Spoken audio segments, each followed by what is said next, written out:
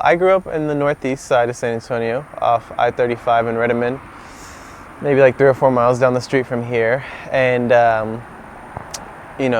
went to public school, grew up sort of in the inner city area, but also like at a meeting point of multiple neighborhoods. It was really in this culmination where I grew up, and I think that that helped, just my overall ability to work with people from all different backgrounds and be able to understand, sort of the tale of two cities that we have here in San Antonio.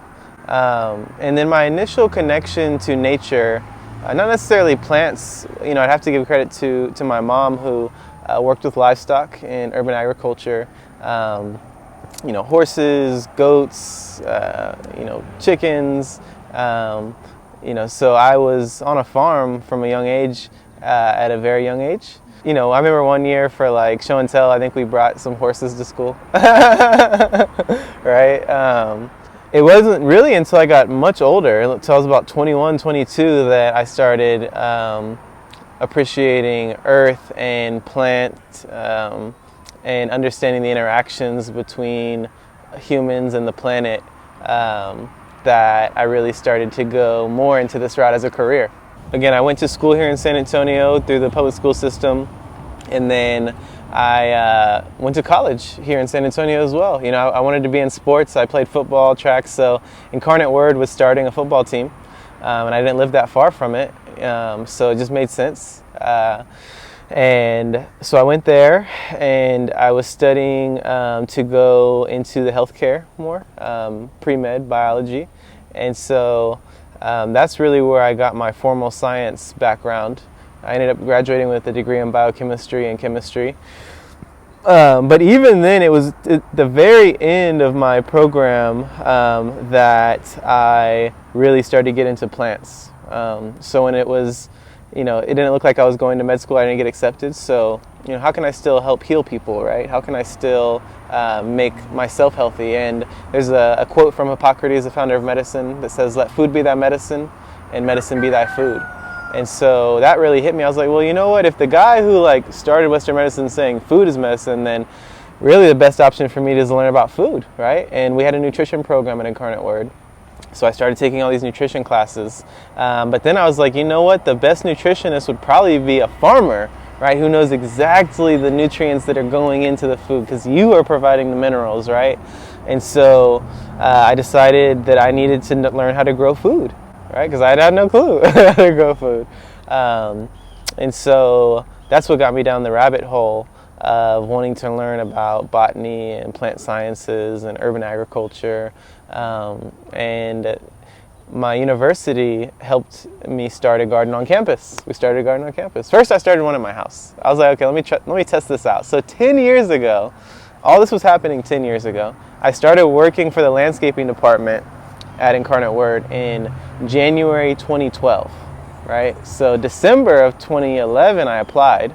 I got hired in January of 2012, and I was supposed to be graduating. It's a very uncertain time. You plan this one path, right? But that path doesn't go the way that you want it to go. So then what do, right? A lot of graduates, get done with school, and it's like they don't have a job, right? So I thought to myself, you know what? I want to create a healthier society, and I want to do that through nutrition and through food. And the way that I think I can do it is by getting people to grow food and to exercise, be physically active, because we've gotten into these sedentary lifestyles. So long story short, through my university helping me, they connected me to the East Side Promise neighborhood, because we do community service as part of our mission. And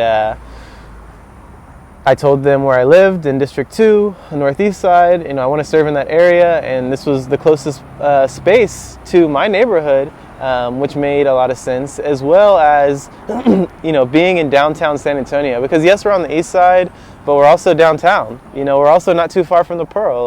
This is very centrally located when you think about it. And so the United Way had started the East Side Promise neighborhood with Trinity and the city of San Antonio and so many other entities.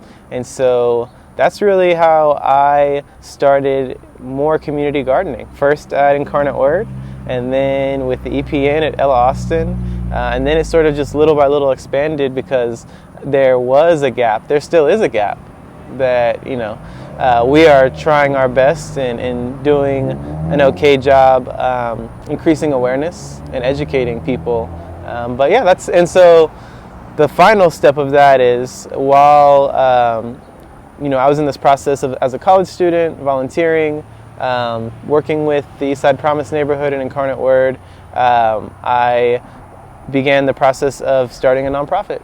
And so the nonprofit was founded, and very soon after, there was an opportunity to help restore these vacant lots that had become a place of crime and just negligence and an eyesore for everybody, right? And so we have this prototype space that's really come to fruition over the past 6 years. We just celebrated 6 years last Saturday. Yeah.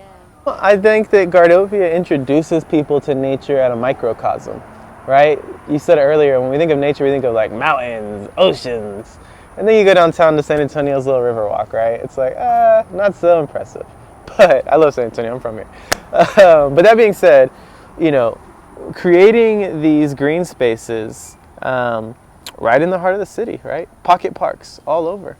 And so that's what we are doing. We are taking grass that people just mow over and over and over, and that's very sterile. That's, there's not a lot of nature in a whole bunch of Bermuda grass. And so we're turning that Bermuda grass into rain gardens and into community gardens and into aquaponics systems and greenhouses and shipping containers with murals about nature on them, and composting systems, and we're putting in an aquaculture system with fish, right? And we have our chickens.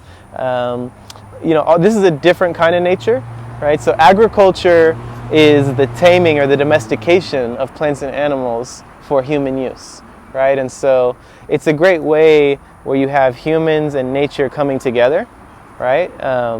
Versus me going on a trip to the Grand Canyon and observing this beautiful, masterpiece that has been created by Earth. So it's in a different form, but it's in a very digestible form, no pun intended. Because people care about food, right? How do you get people to care about things? A lot of times what people care about is what they were born with, right? Or maybe what supports them financially, or, maybe it's attractive, whatever it is, like, that's why people care about things. And so how do we get people to care about nature? Because if you don't realize that you are a part of nature, then you don't necessarily care about nature. And that's for me, like, I didn't care about the environment. I was not an environmentalist until it came to that point where I realized my connectedness, right? And that's why plants and food, are medicine, and they can heal us in many ways, because the population has become physically, maybe mentally, socially, emotionally sick, and it's manifesting itself right now. And I believe we're a reflection of the planet as well. So it's not, I don't think, any by coincidence that we're having a health crisis and a climate crisis, right? And we are reaping the seeds that we've sown, but we can sow a different future today and every day. And so, that's what we're trying to do and show people that they can do.